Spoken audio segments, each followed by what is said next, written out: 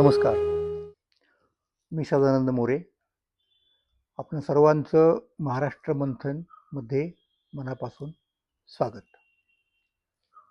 महाराष्ट्रासंबंधीचं हे विचार मंथन आपण जे करतोय त्याच्यामध्ये मंथन शब्द महत्त्वाचा आहे. मंथन म्हणजे काय असतं आपल्याला कल्पना आहे ना, की आपण दही असतं आणि हातामध्ये रवी घेऊन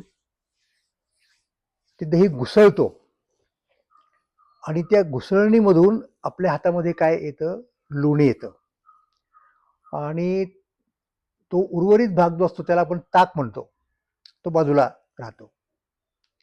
तर मग लोणी अत्यंत महत्वाचं, म्हणजे ते सगळं सार असतं त्या दह्यामधलं. मग ही एनॉलॉजी विचार क्षेत्रातल्या लोकांनी उचलली आणि ती विचार प्रक्रियेला लावली. म्हणजे मंथन किंवा त्याच्या आधी आपण जर गेलो ना, खरं तर सुरुवात कुठं नाही बघा, लाकडामधून अग्नी निर्माण करायची ती घुसळण, त्याला मथन म्हटलं जातं मुळात.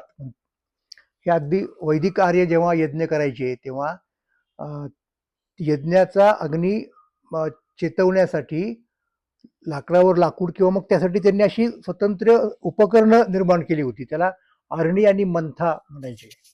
तर त्या मंथ्याने घुसळण करायची अरणीमध्ये आणि मग त्यातनं तो अग्नी तयार व्हायचा आणि तो पवित्र अग्नी मानला जायचा. पुढे हीच उपमा म्हणूयात आपण, घुसळण्याची प्रक्रिया असते ना, ती याला वापरली. म्हणजे दह्यापासून लोणी काढण्याच्या प्रक्रियेला वापरली. आणि मग त्यातला मथन शब्द घेऊन चक्रधर आणि मानभाव संप्रदायाची जी मंडळी आहेत त्यांनी खूप चांगल्या रीतीनं आपल्या अनुयायांना, चक्रधरांनी वगैरे सांगितलं की तुम्ही काय केलं पाहिजे, तर विचार केला पाहिजे. म्हणजे नेमकं काय केलं पाहिजे, तर त्या मानभाव साहित्यामध्ये मथन शब्दाला फार अर्थ आहे. म्हणजे विचार विनिमय, परस्पर एकत्र येऊन लोक जे करतात विचारांची देवाणघेवाण आणि त्यातनं जो अंतिम निष्कर्ष निघतो तो त्या मथनाच्या किंवा मंथनाच्या प्रक्रियेचा शेवटचा टप्पा असतो. तेव्हा हे अलीकडच्या काळामध्ये डॉक्टर शैलजा बापट यांचे 2 खंडाचे ग्रंथ आहेत. हे महानुभाव वाङ्मय, व्याख्यान प्रणाली, चिकित्सक समालोचन. तर त्यामध्ये त्यांनी अतिशय समर्थपणे हे सगळं महानुभावांच्या साहित्याचा आणि महानुभावांच्या विचार प्रक्रियेचा, ग्रंथांचा अभ्यास मांडलेला आहे. तर त्यात तुम्हाला हे मिळेल की काय असतं मथन नावाचं. तर तो प्रकार आपल्याला माहिती असला पाहिजे, म्हणून मुद्दा मी या ग्रंथाचा उल्लेख केला. आणि तुकाराम महाराजांचा एक अभंग आहे की आता वेद असतात आणि वेद हे मुख्य प्रमाण मानलं गेलं धर्माचं, आणि त्या वेदांचा विस्तार अफाट आहे. 4 वेद वगैरे वगैरे आपल्याला कल्पना आहेत, त्यांच्या शाखा अमुक तमुक इत्यादी इत्यादी. तर त्याच्यातलं नेमकं सार कोणतं, तर तुकाराम महाराज तर म्हणून चुकले की वेदांचा तो अर्थ आमाशीच ठावा. मग असं जेव्हा म्हणतात तेव्हा वेदांचं काय निष्कर्षरूपी सार ते तुम्हाला सांगता आलं पाहिजे. मग महाराज म्हणतात ते आम्ही तुम्हाला सांगतो. म्हणजे आम्ही जे तुम्हाला सांगत आहोत ना ते काय आहे, तुका म्हणे आगमीचे मथिले साचे नवनीत. आगम म्हणजे संपूर्ण वेद, हे वेदवाङ्मय हे जणू काही दही आहे आणि आता त्याची घुसळण केली आम्ही, त्याचं मथन केलं आणि त्यातनं जे नवनीत आम्हाला मिळालं, जे लोणी मिळालं ते आम्ही तुमच्या पुढे ठेवतोय. तर अशा पद्धतीने एखादी निवडक गोष्ट किंवा अगदी 19व्या शतकामध्ये एक फार नवनीत नावाचा एक संग्रह असायचा गोडबोले यांनी काढलेला, प्रसिद्ध त्या काळामध्ये, जे मराठी कवितांचा तो थोडक्यात अशा प्रकारचा एक संग्रह होता. म्हणजे मराठी काव्यवाङ्मय तेव्हाही पुष्कळ होतं, त्याच्यातनं अतिशय चांगले वेचे त्यांनी निवडले आणि आपल्या पुढे ठेवले आणि बऱ्याच पिढ्या ते चाललं पहा पुस्तक.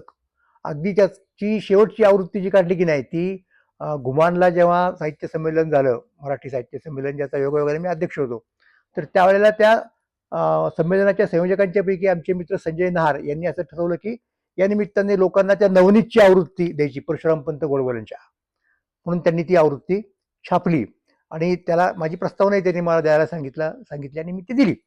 तर त्याला ते नवनीत म्हटलं. पण नवनीत कशातून मिळतं, त्यासाठी आधी मथन करावं लागतं. तर तो मुद्दा आहे, म्हणून महाराष्ट्र मंथन हे त्याला आपण नाव दिलेलं आहे. महाराष्ट्रासंबंधीचा विचारविनिमय, महाराष्ट्रासंबंधीची चर्चा, आपल्या पूर्वीच्या लोकांनी जे काही म्हटलं त्या म्हणण्याची त्यांच्या चर्चा, हे सगळं महाराष्ट्र मंथनचं वैशिष्ट्य असणारे. हे मी तुम्हाला का सांगतोय की मी ज्या पद्धतीने विवेचन करतो ते तसं का करतो हे तुमच्या लक्षात आलं पाहिजे. नाहीतर पुष्कळ वेळेला हे जर लक्षात नसेल येत सांगणाऱ्या माणसाचा हेतू, तर गैरसमज होऊ शकतात. म्हणून पूर्वसुरींचा योग्य तो परामर्श घेणं, ते काय म्हणतात हे तुम्हाला सांगणं, त्यांच्या म्हणण्यामधल्या उणिवा सांगणं, त्यांच्यातल्या चांगल्या गोष्टी कशा आहेत, त्या कशा ग्राह्य आहेत ते सांगणं, हे त्या मंथनाचं एक उद्दिष्ट आहे, हे लक्षात घ्या. त्यातनं आपल्याला शेवटी नवनीत मिळू शकतं.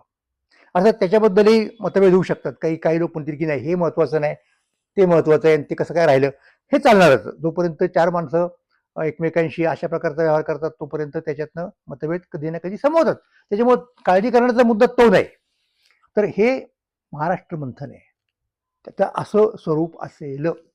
आणि आता आपण काय करतोय की आपण सुरुवात कुठनं केली की नेमकं हे वर्ष छत्रपती शिवाजी महाराजांच्या राज्याभिषेकाचं असल्यामुळं शिवाजी महाराज कोण, त्यांचं कार्य काय, ही सुरुवात केली.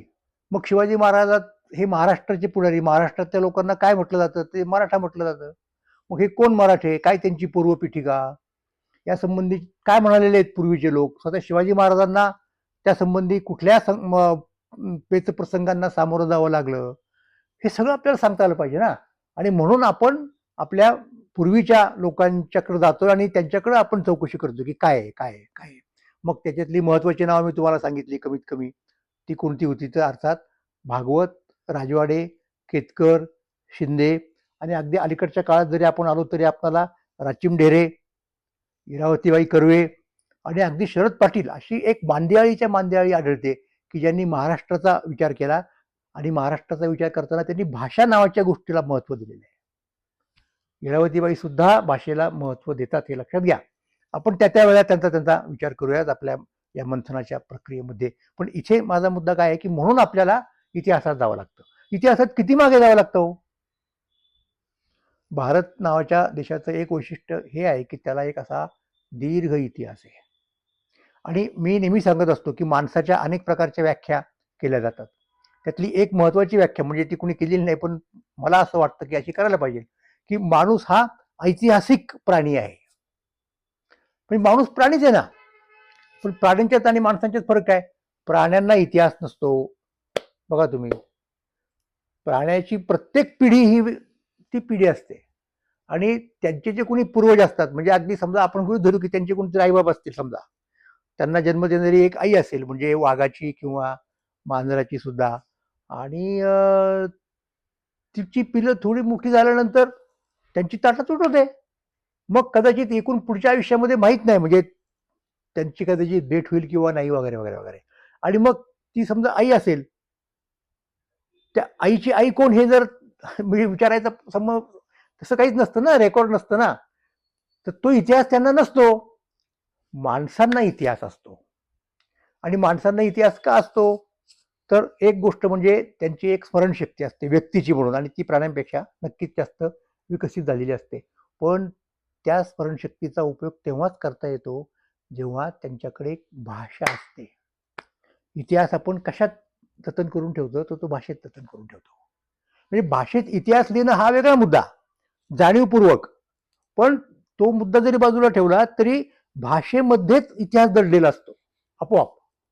आणि तो जेव्हा आपण भाषा नावाचं प्रमाण वापरतो इतिहासासाठी, लक्षात घ्या, मी भाषेत लिहिलेला इतिहास नाही म्हणत आहे आता. भाषा ह्याच गोष्टीमध्ये इतिहास दडलेला असतो आणि त्या भाषेचे वेगवेगळे स्तर असतात. आणि त्या स्तरांचं जणू काही उत्खनन जर आपण केलं तर त्यातनं आपल्याला तो इतिहास उलगडता येतो. म्हणून भाषा हेच एक प्रमाण आहे, आणि भाषाच प्रमाण मानून ज्या लोकांनी इतिहास रिकन्स्ट्रक्ट करण्याचा प्रयत्न केला त्याच्यामध्ये ही मंडळी आहे. त्याच्यामध्ये भागवत, त्याच्यामध्ये राजवाडे, त्याच्यामध्ये केतकर, त्याच्यामध्ये ढेरे, ही जी मी तुम्हाला नावं सांगतोय ती त्यासाठी आहेत. शरद पाटील. म्हणून भाषा महत्वाची आहे. तर हा एक महत्वाचा मुद्दा आहे. आणि म्हणून शिवाजी महाराजांच्या संदर्भात जेव्हा आपण महाराष्ट्राचा विचार करायला जातो तेव्हा आपण मागे मागे जातो, म्हणजे इतिहास काळात मागे जातो, कारण आपल्याकडे आपण माणसं असल्यामुळं आपण ऐतिहासिक प्राणी आहोत. आपल्याला इतिहास आहे, म्हणजे मी जो कुणी आहे किंवा तुम्ही जे कुणी आहात ते असे टपकलेले नाही आहेत. तर तो प्रदीर्घ काळाच्या याच्यामध्ये आपण असे घडत घडत गेलेलो आहोत. त्या सगळ्या स्मृती आपल्यामध्ये, आपल्या भाषेमध्ये आहेत, आपल्या मनामध्ये आहेत. त्यातल्या काही जाणीवेच्या पातळीवरच्या असतात, काही नेणीवेच्या पातळीवरती असतात. त्याचाही एक वेगळ्या पद्धतीने अभ्यास करायचा असतो, वगैरे वगैरे वगैरे. पण इथे महत्वाचा मुद्दा असा की इतिहास इतिहास आणि महाराष्ट्राचा इतिहास आपण जेव्हा बघतो तेव्हा मागे मागे जात जात राजवाड्यांनाच जर आपण विचारायचं म्हटलं तर ते गेले, बौद्ध काळापर्यंत तरी नक्की गेले. जेव्हा ते भाषेचा उलगडा करतात, संस्कृत भाषेचा उलगडा, त्यांचा तो हेच आहे ना, प्रकल्पच होता, लिहिलाय त्यांनी, तेव्हा ते आणखीन त्या पूर्वीच्या काळात तसाच वगैरे. पण दंडकारण्य हा महत्वाचा मुद्दा येतो तिथे त्यांच्या सगळ्या याच्यामध्ये, विवेचनामध्ये. तर त्याबद्दल बोलताना आणि अर्थात भागवतांचं पण हे आपण दोघांचा विचार एकत्रित करतोय, असा समांतरपणे करतोय का? कारण मी सांगितलं की एकमेकांत एक द्वंद्वात्मकता आहे त्याच्यामध्ये. राजवाड्यांच्या पेक्षा अगदी वेगळे सिद्धांत भागवत मांडतात म्हणून. आणि परत हे का त्यांचा एकत्रित विचार करायचा? कारण न्यायाच्या भाषेत सांगायचं म्हटलं तर त्यांच्यात एक सामानाधिकरण्य आहे. म्हणजे एकाच विषयाबद्दल ते बोलतात. कोणता तो विषय? महाराष्ट्र. ह्या दोघांनाही महाराष्ट्राचा इतिहास, महाराष्ट्राचा वर्तमान आणि महाराष्ट्राचं भविष्य यांच्याबद्दल आस्था आहे, यांच्याबद्दल चिंता आहे. तर त्यांचे त्यांचे दृष्टिकोन वेगळे आहेत. म्हणजे काही लोकांना राजवाड्यांचे विचार पटणार नाहीत, तर काही लोकांना भागवतांचे पटणार नाहीत. ते ठीक आहे, म्हणजे त्याबद्दल काही मी म्हणणार नाही, तो ज्याच्या त्याच्या दृष्टिकोनाचा फरक आहे. पण म्हणून या दोघांचा विचार एकत्रितरित्या करणं आवश्यक आहे आणि त्याचे वेगवेगळे मुद्दे आहेत. आता एक साधा मुद्दा आहे. काय मुद्दा आहे सांगा? मुद्दा असा आणि अत्यंत इंटरेस्टिंग मुद्दा आहे की मराठी भाषेचं विद्यापीठ. आपण गेले कित्येक वर्ष मराठी भाषेच्या विद्यापीठाची चर्चा करत आहोत, आपल्याला कल्पना आहे. आणि नुकतंच महाराष्ट्र सरकारने अशा प्रकारचं विद्यापीठ झालं पाहिजे, स्वतंत्र मराठी भाषा विद्यापीठ, असा निर्णय घेतला. आणि ते कसं करायचं या संदर्भात त्यांनी एक कमिटी नेमली. योगायोगानं मी त्या कमिटीचा अध्यक्ष होतो. आमचे खूप चांगले सहकारी होते त्या कमिटीमध्ये. आणि आम्ही एक तो अहवाल केला की त्या विद्यापीठाचं स्वरूप कसं असलं पाहिजे, त्याचं स्ट्रक्चर आणि त्याचं फंक्शन, त्याची कार्यपद्धती, त्याची व्याप्ती इत्यादी इत्यादी. पण एक गोष्ट तुम्हाला सांगायला पाहिजे की जेव्हा आम्ही त्याचा अहवाल सादर केला सरकारला, तेव्हा अहवालामध्ये आवर्जून नमूद केलं की मराठी भाषा विद्यापीठाची पहिली कल्पना, पहिला उच्चार हा राजाराम शास्त्री भागवतांनी केलेला आहे आणि दुसरा उच्चार राजवाड्यांनी. म्हणजे हा जो आमचा रिपोर्ट आहे, मराठी भाषा विद्यापीठ रुद्दीपूरला करायचं आहे. आणि रुद्दीपूरला का? कारण ते महानुभाव संप्रदायाचं क्षेत्र आहे, तीर्थक्षेत्र आहे, पवित्र क्षेत्र आहे आणि तिथे मराठीमधली आद्य ग्रंथ निर्मिती झाली, म्हणून ते महत्वाचं आहे. म्हणजे एका अर्थाने महानुभावांच्या कॉन्ट्रीब्युशनला आपण एक प्रकारे हा सलाम करतोय एका अर्थाने. आणि दुसरं, मराठी भाषा ही आज मितीला आपण तिचं काय करणार आहोत आणि भविष्यात काय असेल हे सगळं गृहीत धरून आपल्याला त्या विद्यापीठाची रचना करायची. तर या अहवालामध्ये आम्हाला एक गोष्ट सांगावी लागली, हीच आत्ता आपण जे म्हणत होतो की राजवाडे आणि भागवत. तर 1887 मध्ये मराठ्यांच्या संबंधाने 4 उद्गार काढले राजाराम शास्त्री भागवतांनी.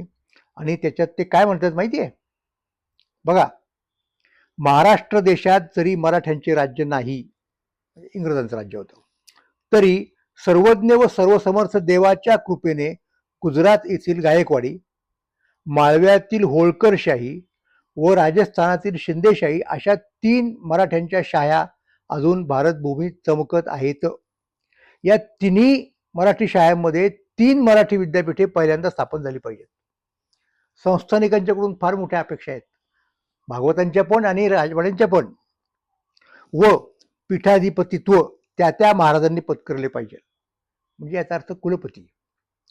काव्यपीठ, न्यायपीठ, वैद्यक पीठ व वास्तुपीठ ही 4 अवांतर पीठे एका महापीठाची होतील. म्हणजे आपण फॅकल्टी म्हणतो, जसं आर्ट फॅकल्टी, तसं इंजिनिअरिंग फॅकल्टी, तशी ही महापीठे. विद्यासभा लागलीच स्थापन झाली पाहिजे, म्हणजे सिनेट. आरंभी सभ्य महाराजांनी नेमावे, मेंबर्स त्या सिनेटचे. पण विद्यासभा एकदा स्थापन झाली म्हणजे पुढे तिचे सभासद करणे तिच्याच हाती असावे. हे इनिशियली महाराजांचं ठीक आहे. विद्यासभ्य म्हणजे सभासद अबुकास करावे किंवा करू नये हे विद्यासभेत बहुमताने ठरावे, लोकशाहीवादी आहेत. पीठाध्यक्षाची निवड विद्यासभ्यांनी आपापसातून करावी. जेव्हा पीठाध्यक्षांची निवड होईल तेव्हा चिटणीसाचीही व्हावी, म्हणजे या ठिकाणी रजिस्टर हवे प्रत्येक त्यांना. कोणाही पुरुषाकडेच 3 वर्षांपेक्षा अधिक चिटणीसी किंवा पीठाध्यक्षता राहू नये. विद्यापीठाने कबूल केलेली जितकी विद्यामंदिरे किंवा विद्याशाळा असतील, म्हणजे कॉलेजेस वगैरे, त्या सर्वात मराठी भाषेमध्ये सगळे अभ्यास चालले पाहिजेत. 1887 मधली कल्पना आहे. म्हणजे हा किती विलक्षण झेप असलेला प्रतिभावंत मनुष्य आहे. आपण विचार करू शकतो या गोष्टीचा. या संकल्पित विद्यापीठात मग नोकऱ्या कशा मिळतील, कशा निर्माण करायच्या वगैरे वगैरे, हे सगळं ते सांगतायत. म्हणजे प्रॅक्टिकल सुद्धा आहेत त्या काळामध्ये. आणि समारोप करतात, इतके काम बडोदेकर, इंदूरकर व ग्वाल्हेरकर या 3 महाराजांनी केले, म्हणजे ज्या लोकात व ज्या महाराष्ट्र धर्मात त्यास देवाने जन्म दिला त्या तिहींचे ते अनुऋणी होतील, म्हणजे ऋण फेडतील. व मराठी विद्यापीठे झाल्याने मराठी भाषेचा मोठा अभिनंदनीय विस्तार होऊन सर्व मराठे तितके एक होऊन जातील. व पूर्वीच्या काळी मराठे हा जसा अभिन्न जन होता तसा पुन्हा आणखी एकदा हळूहळू होईल. म्हणजे लक्षात घ्या मुद्दा, की मराठी भाषेचं विद्यापीठ झालं पाहिजे असं सुरुवातीला सगळ्यात प्रथम हे सुचवलेलं कुणी आहे, तर ते राजाराम शास्त्री भागवतांनी. आता याच प्रकारे राजवाडे ही काही गोष्टी सुचवतात. आणि अर्थात मी सांगितलं त्याप्रमाणे राजवाड्यांच्यावरती प्रभाव आणि राजवाड्यांचं प्रेरणा असतात. कोण, तर ते विष्णूशास्त्री चिपळूणकर. आणि चिपळूणकरांनी सुद्धा मराठी भाषेच्या बाबतीत काही महत्वाच्या गोष्टी सांगितलेल्या आहेत, की उदाहरणार्थ ज्ञानभांडार जे आहे ना इतर भाषांमध्ये, त्याचा मराठीमध्ये आपल्याला अनुवाद वगैरे करता आला पाहिजे. आणि ते काय म्हणतात माहिती का, हे सगळं करताना मराठी भाषेचं म्हणून जे एक स्वरूप आहे ते बदलता कामा नये. ज्ञानभांडार खुद्द आपलेसे करून घेण्यास आपल्या भाषेचे स्वत्व म्हणजे निराळेपण कायम राखले पाहिजे. म्हणजे अशा चिपळूणकरांची परंपरा पुढे चालवणारे हे जे राजवाडे आहेत त्यांनी काय पद्धतीने म्हटलेलं आहे त्यांच्या संदर्भात, तर हे आपण याचाही उल्लेख आपल्याला करायला लागेल.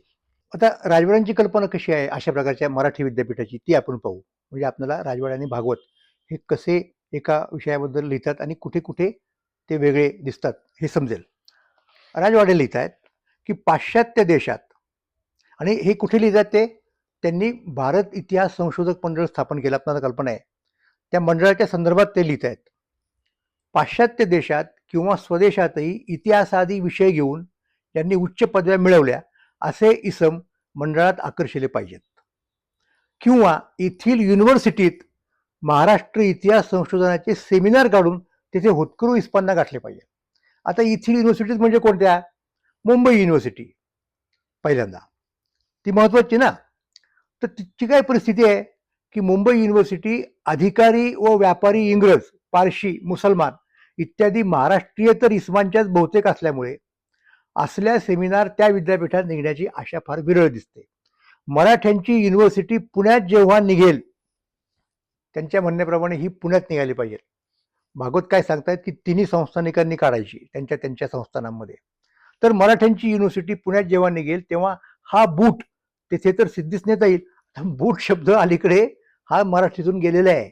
आपल्याला बूट म्हटल्यानंतर ते बाटाचे बूट वगैरे पायात घालायचे, तसं नाही. बूट म्हणजे ही वेगळी कल्पना. हा त्या काळामध्ये लोक शब्द वापरायचे राजवाड्यांच्या काळामध्ये. तर काय बूट आहे हा? ते म्हणतायत की मराठ्यांच्या सर्व शाखा इतिहासाचे शास्त्रीय अध्ययनाची चतुरंग सोय व्हावी, हे एकच कारण पुण्यात मराठी विद्यापीठ स्थापन करण्यात पुरेसे आहे. आता आता त्यातली गंमत पहा. ते काय म्हणतायत, नाव मराठी विद्यापीठ पण त्यांना त्यांचा भर इतिहासावरती आहे. आणि तो सुद्धा का, म्हणजे हे विद्यापीठ का, तर मराठ्यांच्या इतिहासाचे सेमिनार इतर विद्यापीठांमध्ये कोणी घेत नाही. म्हणजे मुंबई विद्यापीठ, त्या महाराष्ट्रात एकच विद्यापीठ होतं, मुंबई विद्यापीठ. आणि ते कसे घेतील? कारण त्या विद्यापीठावर ज्यांची सत्ता आहे ते लोक मराठी नाहीत, म्हणजे महाराष्ट्रातले नाहीत, ते महाराष्ट्रीय तर म्हणजे पारशी असतील, इंग्रजी असतील वगैरे वगैरे वगैरे. म्हणून त्यांना स्वतंत्र विद्यापीठ पाहिजे ज्याच्यामध्ये इतिहास हा मुख्य विषय असेल. आता वस्तुतः राजवाडे हे भागवतांच्या नंतर ही कल्पना मांडतायत, म्हणजे जवळजवळ 30 वर्षांनी. आणि तरी पहा भागवतांचा दृष्टिकोन किती व्यापक आहे. ते सगळ्या प्रकारच्या फॅकल्टीजची कल्पना करतात, म्हणजे मेडिकल इंजिनिअरिंग जे जे काही अस्तित्वात आहे ज्ञान, त्या सगळ्यांच्या शाखा त्यांना त्या विद्यापीठामध्ये हव्या आहेत. याच्या उलट राजवाड्यांची दृष्टी फक्त इतिहासाशी निगडीत, म्हणजे इतिहासावरती केंद्रीभूत झालेली आहे. हा त्या दोघांच्या मधला फरक आहे. तर हे ते द्वंद्व आहे आणि ते समजून घेतलं पाहिजे, म्हणजे आपल्याला महाराष्ट्राचा इतिहास, महाराष्ट्र कसा घडला हे समजू शकेल. आणि हेच महाराष्ट्राचं मंथन आहे. धन्यवाद.